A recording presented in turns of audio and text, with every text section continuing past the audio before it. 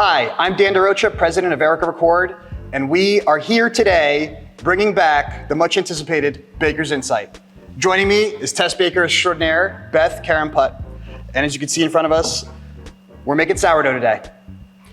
So Beth, sourdough is like my favorite bread of all time, and all time is actually kind of a classic term for sourdough because it is classic ancient bread. It is. Right? Yes. 4 ingredients. Yep. And the yeast is basically a starter that, you know, how ancient people made bread without commercial yeast. Right, so it starts with wild yeast that we find in the air around us, and that's really where we get that unique, complex flavor of sourdough breads that we all love. The French brought sourdough starter to San Francisco during the gold rush. Oh, that's incredible. And I believe it was the year 1849.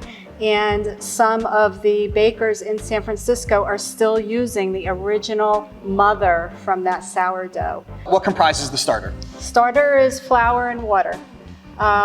So what you would do is you would just mix equal parts flour to water, and you allow that to sit and ferment for a period of time. And you would continuously feed that over a schedule to keep it vibrant and alive. What would you say, in your opinion, the shortest amount of time you would need to get a starter active and ready to go? I'd say about seven or days? 8 days, yes. Excellent. So our starter, how long has it been sitting around? Oh, well, actually, I received the mother from a starter. It was given to me by Craig, one of the sales reps here, from one of his friends who had the starter for about 20 years. Oh. And I've been feeding it here for about 1.5 years. So that's how these starters can continue to grow and move on. All right, so we have the starter. We've fed it for obviously now 1.5 years. Mm-hmm. So we feel confident it's ready to go. What are we doing next? Well, you want to make sure that the starter is fully active. You want to look for the starter to be about double in volume, and you want to see some bubbling on top of the starter within a 4 to 6 hour period after you feed it. We started feeding the starter into a sponge, which was just additional flour, water, salt, and in our case, some malt. Once the sponge was made in the morning, we created a pre-ferment from the sponge. So we're building on the starter, and the pre-ferment is just additional flour, water, some salt, and malt. We allowed that to ferment overnight for about 12 hours, and then we made our dough from the pre-ferment. We made a bulk sourdough, and we allowed that to bench rest. That increases the gluten structure, and it allows the gluten to also relax, so we can then divide and then shape each boule that we created here. So then the next day we bring it to temp. Yeah, so the boules are retarding in the retarder proofer at a very cold temperature, which kind of slows down the fermentation process.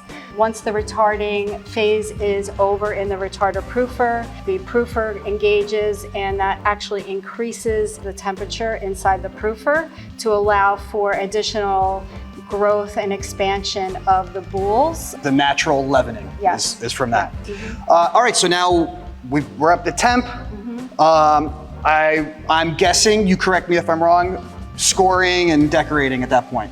Yes, yep. Scoring is basically an art. It's a practice. There's a million different types and ways to score your bread. It's just something that has to be practiced over and over. It looks like what I imagine sourdough is, but so you want to see kind of some of this like rippling of the crust? Yep. Anything else? What's the color that you're looking for? I mean, I personally like my my bread baked very dark. I think it lends a tremendous amount of flavor to the bread. If you tap on it and it has a hollow sound to it, you know that your bread is baked internally, and you'll also hear like a crackling sound from the crust as it sits and rests on your bench to cool. Awesome. Do you have any kind of tips or tricks that you would share in this process? I mean, for myself, I think sourdough is very personal.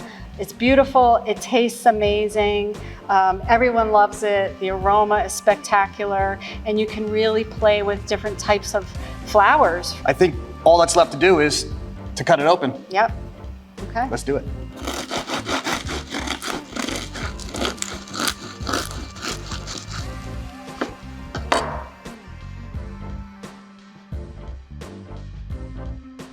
Thank you for watching today, and thank you, Beth, for sharing your expertise on sourdough.